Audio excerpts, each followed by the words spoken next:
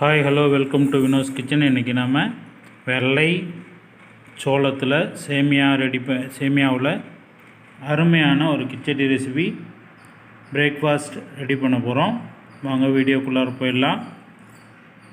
Hi hello welcome to Vino's kitchen. இன்றைக்கி நாம் வெள்ளை சோளத்தில் அருமையாக ஒரு கிச்சடி ஒன்று செய்ய போகிறோம். சேமியா கிச்சடி. அதுக்கு தேவையான பொருட்கள்லாம் இங்கே ரெடி பண்ணி வச்சுருக்கேன். பீன்ஸு, கேரட்டு பொடி பொடியாக நறுக்கி வச்சுருக்கேன். கொஞ்சமாக இஞ்சி, கூடவே பச்சை மிளகாய், ஒரு 4 மீடியம் சைஸ் வெங்காயம் மற்றும் தக்காளி. வாங்க இந்த வெள்ளைச்சோளத்தில் ரெடி பண்ணக்கூடிய சேமியா கிச்சடி எப்படி செய்யலான்னு பார்க்கலாம். கூடவே வாசனை மற்றும் டேஸ்ட்டுக்காக பட்டை கிராம்பு எடுத்து வச்சுருக்கேன். தாளிக்கிறதுக்கு தேவையான பெருஞ்சீரகம் கொஞ்சமாகவும் எடுத்து வச்சுருக்கேன். வாங்க வீடியோக்குள்ளே போயிடலாம். கடாயில் கொஞ்சமாக எண்ணெயை விட்டு தாளிப்புக்கு ரெடி பண்ணிக்கலாம். எண்ணெய் ஹீட் ஆகிடுச்சு. பட்டை கிராம்பு பெருஞ்சீரகத்தை ஆட் பண்ணிக்கலாம். நம்ம நார்மலாக சேமியா கிச்சடி செய்யும்போது இதெல்லாம் ஆட் பண்ண மாட்டோம். கொஞ்சம் பிரியாணி டேஸ்ட்டில் கொஞ்சம் நல்லாயிருக்கும் அப்படின்றதுனால இதைமாரி டேஸ்ட் ரெடி பண்ணுறோம். நீங்களும் வீட்டில் அதை மாதிரி சாதா சேமியாவுக்கு கூட இதை மாதிரி ரெடி பண்ணி பார்த்தீங்கன்னா நல்லா பிரியாணி டேஸ்ட்டில் வந்துடும். கூடவே தேவையான அளவு வெங்காயம்,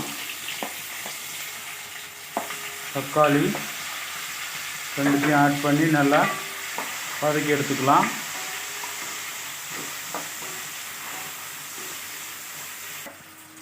கொஞ்சமாக கட் பண்ணி வச்சுருக்கிற இஞ்சியை சேர்த்துக்கலாம். பச்சை மிளகாய் கூடவே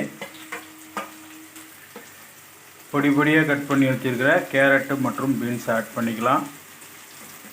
நம்ம நார்மலாக கிச்சடியில் என்ன பண்ணுவோம், இந்த காய்கறிகள் மட்டும் ஆட் பண்ணுவோம்.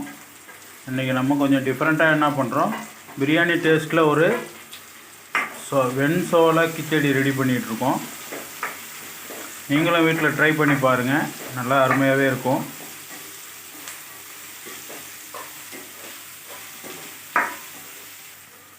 நல்லா வதங்கி வர்ற அந்த ஸ்டேஜில் தேவையான அளவு உப்பு ஆட் பண்ணிக்கலாம். நல்லா காய் வதங்கி வந்திருக்கிற இந்த ஸ்டேஜில் ஒரு 400 ml அளவுக்கு வாட்டர் ஆட் பண்ணிக்கலாம்.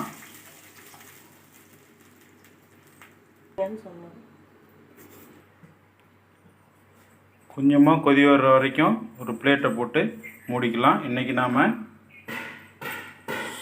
வெள்ளைச்சோள சேமியாவில் கிச்சடி ரெடி பண்ணிகிட்ருக்கோம்.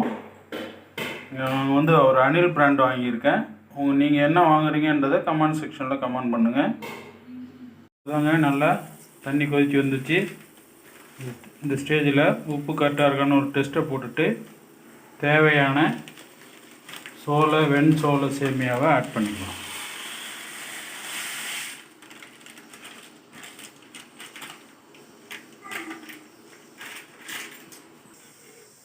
ஓகே, சோள சேமியாவை சேர்த்தாச்சு.